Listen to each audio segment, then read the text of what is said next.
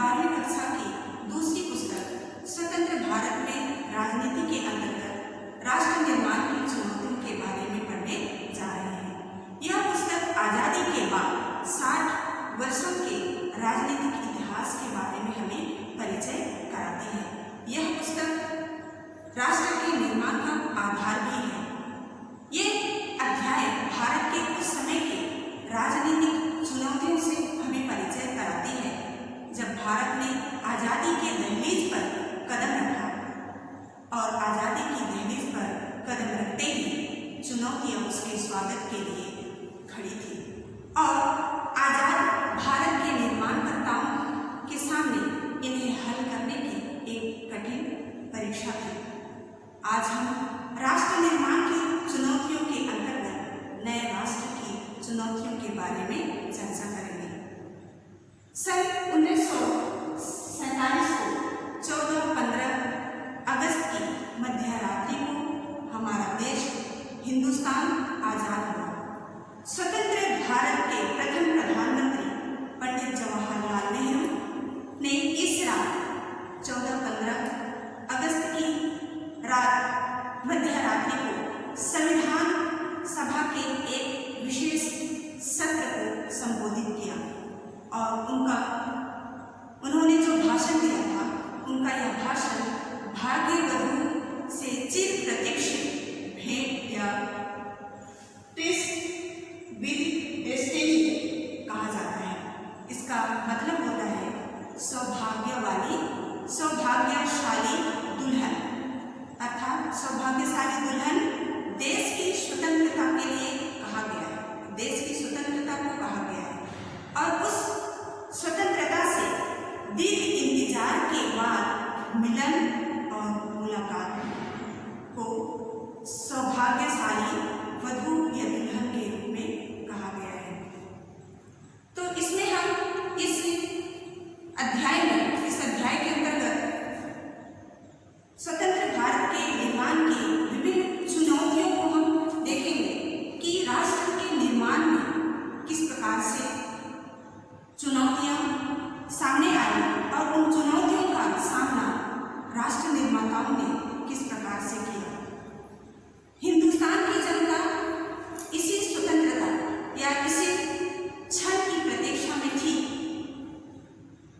बहरहाल इस समय दो बातों को, इस स्वतंत्रता के समय दो बातों को लेकर के सबकी सहमति थी कि आज़ादी के बाद देश का शासन लोकतांत्रिक सरकार के जरिए चलाया जाएगा। लोकतांत्रिक सरकार अर्थात भारत को लोकतांत्रिक सरकार नागरिकों के अधिकार और सार्वभौमिक वैश्विक मताधिकार के आधार पर चलाया जाएगा। दूसरी सहमति थी सरकार सबके भले के लिए काम करेगी, सबकी भलाई हो, इसमें किसी के साथ किसी प्रकार का कोई पक्षपात या भेदभाव ना हो। इस लोकतांत्रिक शासन में गरीबों और कमजोर वर्गों का खास ख्याल रखा जाएगा। देश अब आजाद हो चुका था और आजादी से जुड़े इन सपनों को साकार करने का वक्त भी आ गया था, लेकिन यह कोई आसान काम नहीं था। राष्ट्र निर्माताओं के लिए कोई आसान काम नहीं था। आजाद हिंदुस्तान का जन्म कठिन परिस्थितियों में हुआ था। हिंदुस्तान सन 1947 में जिन हालातों के बीच आजाद हुआ, शायद उस वक्त तक कोई भी अन्य मुल्क या देश वैसे हालात में आजाद नहीं हुआ होगा। बच्चों, देश को आज़ादी तो मिली, लेकिन देश के बंटवारे के साथ देश दो हिस्सों में बंटकर हमारे सामने आया, भारत और पाकिस्तान। सन 1947 का साल अभूतपूर्व हिंसा और विस्थापन की त्रसदी का साल था। हिंसा अर्थात मारकाट, विस्थापन अपना मुल्क या अपना देश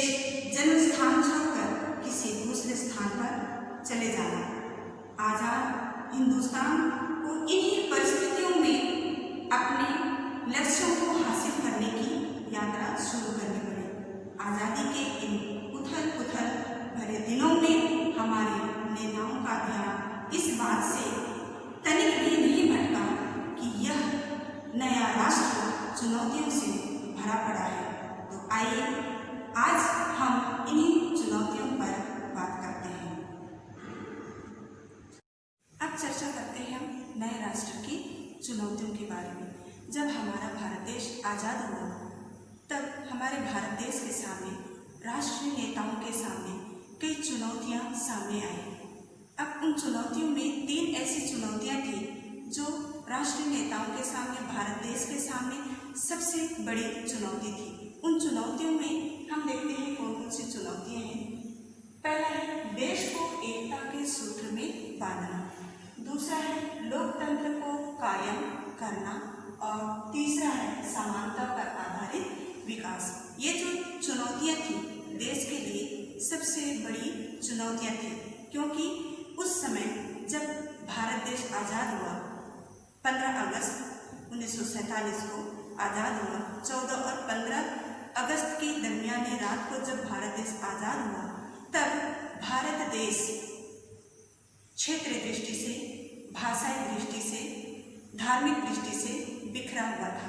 उस भारत को एक सूत्र में बांधने के लिए जरूरत थी, एक बड़ी चुनौती थी देश को एकता के सूत्र में बांधने की। भारत अपने आकार और विविधता में किसी महादेश से कम नहीं था। यहाँ अलग अलग भाषा बोलने वाले लोग, उनकी अपनी संस्कृति और यहाँ पर कई धर्मों के अनुयायी थे। और स्वतंत्रता के उस वक्त में आमतौर पर लोगों के मन में या लोग यह मान रहे थे कि इतने विविधता से भरे हुए देश को, भारत देश को एकता के सूत्र में कैसे बांधा जाए। देश के विभाजन के साथ लोगों के मन में कई प्रकार की शंकाएं थी, कई तरह के सवाल थे कि इतने बड़े देश को कैसे एक सूत्र में रखा जाए, और यह उनकी शंकाएं जो थी ये सच साबित भी हुई। भारत के भविष्य को लेकर गंभीर सवाल खड़े हुए। क्या भारत एक तरह या एक रह पाएगा? भारत को एक रख पाएंगे? क्या ऐसा करने से भारतीय राष्ट्रीय एकता बनी रह पाएगी? उस वक्त का सबसे तीखा और चुभता हुआ एक सवाल भी था कि भारत के क्षेत्रीय अखंडता को जो बिखरा पड़ा था उसको कैसे हासिल किया जा सकता है। तो जब हमारा भारत देश आज़ाद हुआ तब सब कुछ अलग थलग पड़ा हुआ था।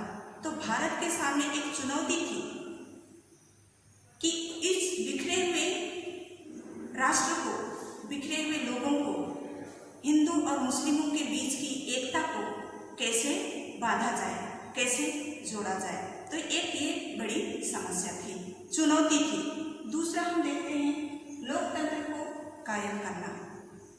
लोकतंत्र, जैसे कि जब हमारा भारत देश आज़ाद हुआ तब भारत में ब्रिटेन की तर्ज पर लोकतंत्र की व्यवस्था की गई और एक नया संविधान बना, और उस संविधान में नागरिकों के मौलिक अधिकारों का स्वतंत्रताओं के साथ प्रत्येक वयस्क नागरिकों को सार्वभौमिक वयस्क मताधिकार की व्यवस्था जो थी वो पहली बार की गई थी। इन विशेषताओं से यह बात सुनिश्चित की गई कि भारत में लोकतांत्रिक ढांचे के भीतर राजनीतिक मुकाबले होंगे। लोकतंत्र को कायम करने के लिए लोकतांत्रिक संविधान जरूरी होता है, लेकिन इतना भर काफी नहीं होता।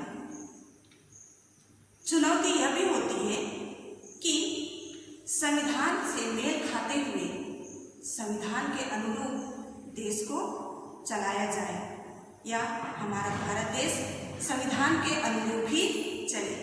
हमारे संविधान में कई प्रकार के नियम हैं, कई नियम बनाए गए हैं जो सबके लिए एक जैसा है। किसी के साथ, किसी के प्रति भेदभाव नहीं किया जाता। तो इस प्रकार से हमारे संविधान में नागरिकों के मौलिक अधिकारों को, उनकी स्वतंत्रताओं को विशेष रूप से स्थान दिया गया। तीसरी चुनौती है, हम देखते हैं समानता पर आधारित विकास को। समानता पर आधारित विकास एक बड़ी चुनौती थी। क्योंकि हमारे भारत देश में कई प्रकार के लोग हैं, समाज बटा हुआ है, उच्च वर्ग, निम्न वर्ग, अमीर, गरीब, कई तबकों के लोग एक साथ भारत देश में रहते थे और उनके विकास को लेकर के चुनौती थी कि इस भारत देश को कैसे एक लेवल में या समानता के दृष्टिकोण में लाया जाए। इसको हम देखते हैं कि ऐसे विकास की जिसमें समूचे समाज का भला हो, ना किसी एक तबके का, सभी का भला एक जैसा हो, ऐसा करना मुश्किल था।